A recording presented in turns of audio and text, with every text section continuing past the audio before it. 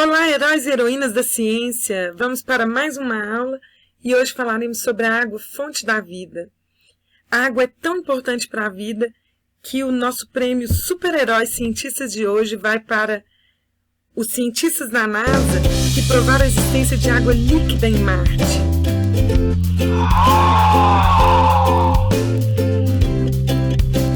Será que isso pode ser a prova de que existe vida fora da Terra?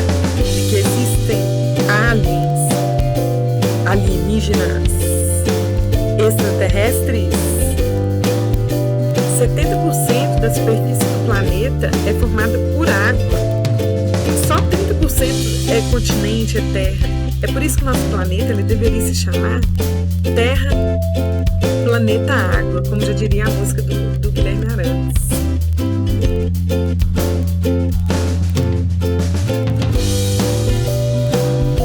Do espaço, onde o homem nunca antes esteve. O astronauta soviético Yuri Gagarin fez uma descoberta. Em 12 de abril de 1961, a 315 quilômetros de altitude, ele foi o primeiro astronauta a avistar o nosso planeta inteiro, brilhando na escuridão do universo infinito. Emocionado, Gagarin revelou ao mundo: a Terra é azul. A cor azul da Terra é o reflexo de ser um planeta água, a substância da fórmula da vida. Presente no estado líquido, sólido e gasoso, a água recobre 75% da superfície do planeta, sendo esse também o mesmo percentual na composição do corpo humano. Abundante e constante em sua quantidade, a água própria para o consumo é um bem natural finito e, sendo assim, pode acabar. Se toda a água do planeta coubesse em um copo, o volume de água potável disponível seria apenas uma única gota.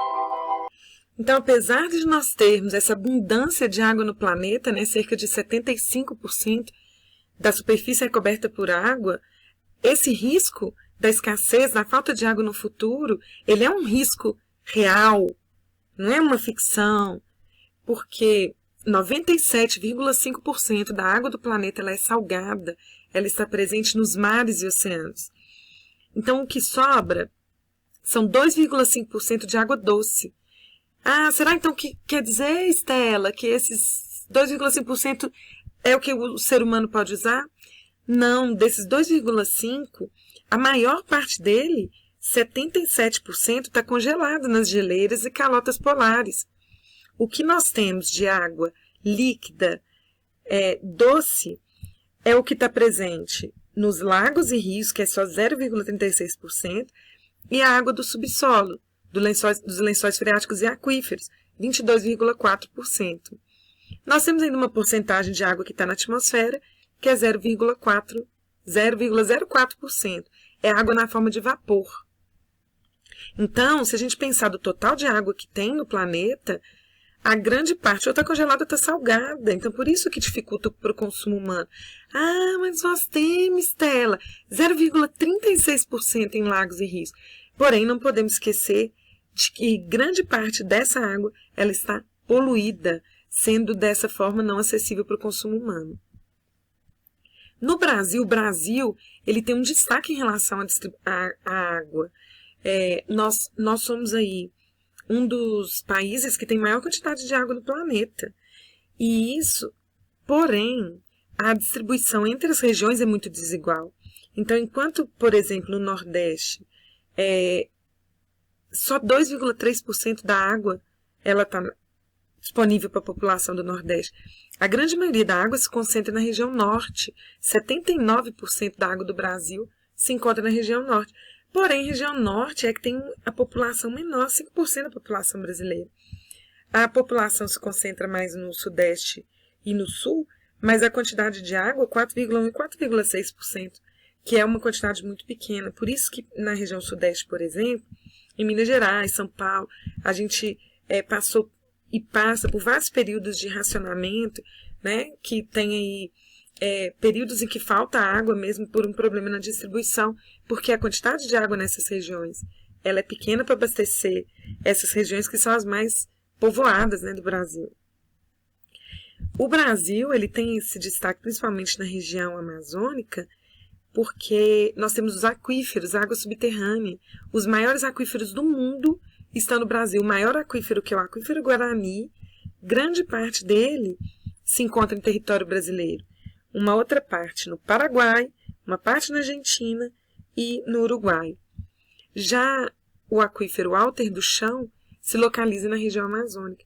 E a região amazônica, além da água subterrânea, nós temos a maior bacia hidrográfica, né, com os grandes rios, como o Rio Amazonas, Xingu. Então, nós falamos que a água é fonte da vida. E é por isso que todos os seres vivos são formados por água, e a maior parte da composição dos seres vivos é a água. Então, isso varia de uma espécie para outra. Por exemplo, a medusa, que é a água viva, ela tem, não é à toa que ela tem esse nome, é quase uma água viva mesmo, né? Porque tem mais de 90% do corpo dela é formado por água. Os vegetais, como cenoura, alface, grande porcentagem de água. No corpo dos animais também, variando, mas mais de 50% é água. O rato 67%, a vaca 62%. E o corpo humano, que tem em média 65% de água, porém essa quantidade de água vai variar. A gente precisa manter essa quantidade, esse percentual alto de água no corpo. E é por isso que é muito importante a ingestão de água nos alimentos, ingestão de água. Então, aí, 2 litros de água, consumo de água diária, importante. Nosso corpo está perdendo água na urina, nas fezes, na respiração, no suor, na transpiração. Então, a gente tem que repor, fazendo essa ingestão de água. A quantidade de água no corpo dos seres vivos e do ser humano varia com a idade. Então, você pega um fetinho lá ainda dentro da barriga, quase 100% do corpo dele é água. Com o passar do tempo, ao longo da vida, a porcentagem de água vai diminuindo. Então, o adulto ele tem, em média, 70% de água no corpo. Mas um idoso tem 50% de água. É por isso que o idoso tem mais risco de desidratação se tiver uma diarreia. Tem que ir para o hospital, tomar soro na veia para repor a água perdida nas fezes. O idoso tem também a pele mais seca, precisa usar um hidratante, porque a quantidade de água vai diminuindo ao longo da vida mesmo. A água é importantíssima para várias funções do corpo. Ela transporta no sangue, ela transporta os nutrientes, transporta açúcares, alimentos, nutrientes e oxigênio, gases para todas as células do corpo através do sangue.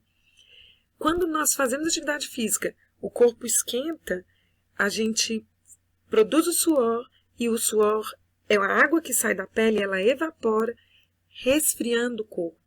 Então, ao evaporar, ela tira o calor do corpo e resfria a pele, para que a temperatura corporal não aumente. No intestino, é importante a ingestão de água para o funcionamento do intestino. Ela ajuda na absorção dos nutrientes e ajuda na motilidade, na movimentação do intestino, para não ficar ali enfesado, de intestino preso. Remove resíduos do corpo, como o gás carbônico, que vai sair depois no pulmão, mas ele vai para o sangue, e é transportado pelo sangue. A ureia, que vai sair na urina, né, depois nos rins, e outras substâncias de resíduos que o fígado produz, ou que o fígado sintetiza. Compõe os músculos, está presente nas articulações, lubrificando as articulações, protege os órgãos, os tecidos do corpo. Além de ser importante para os animais, a água também é importantíssima para as plantas, para a absorção de sais minerais no solo. Então, pelas raízes, junto com a água, esses sais minerais entram.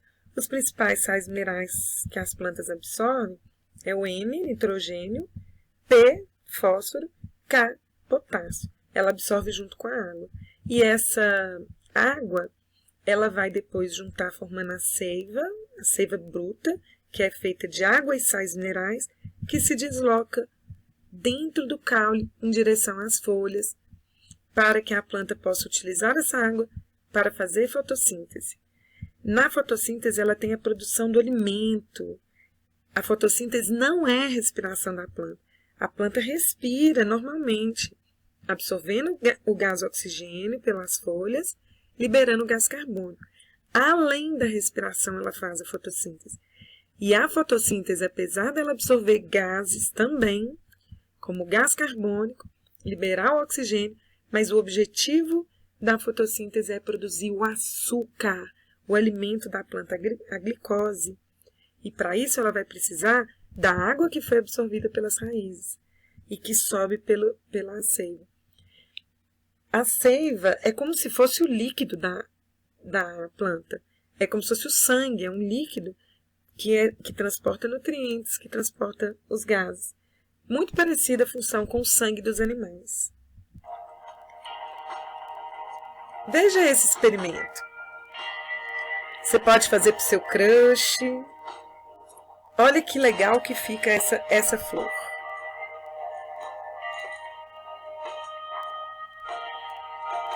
Ele vai usar 2 águas com corantes de cor diferente e vai colocar a rosa.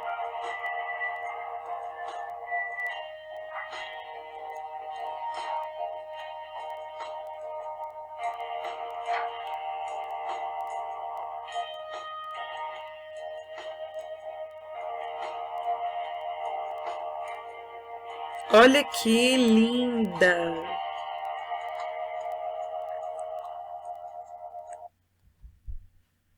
Então, você pode aí como uma ideia para presentear a mãe ou o crush, né? Uma flor diferente, multicolor e simples de fazer. O transporte é feito dessa água com corante pelo caule a partir da seiva e chega até as pétalas da flor.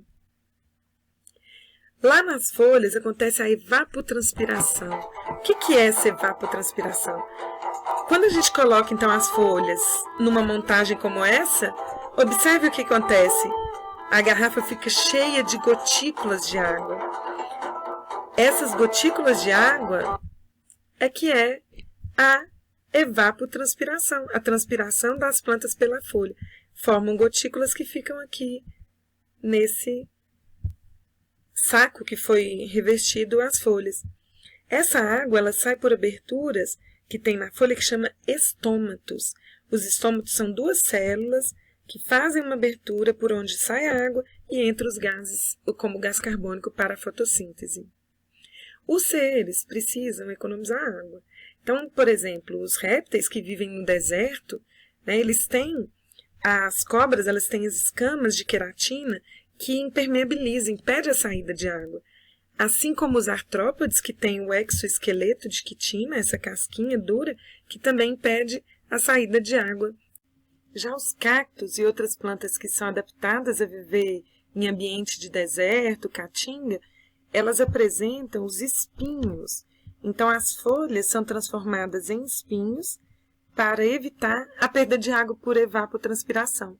Então, assim, ela consegue armazenar água dentro do próprio caule para poder sobreviver mais tempo às estações, ao período de seca desses biomas.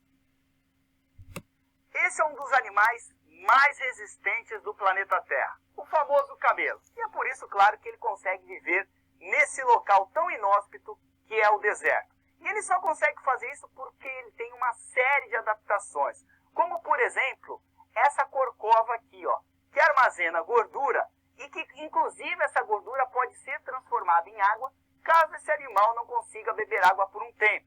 Camelos conseguem ficar até 10, 11, 12 dias sem água, mas quando encontram uma fonte desse recurso, podem chegar a tomar até 30, 40 litros de água numa única vez. Se você gostou, deixe seu like, se inscreva no canal para mais vídeos como esse.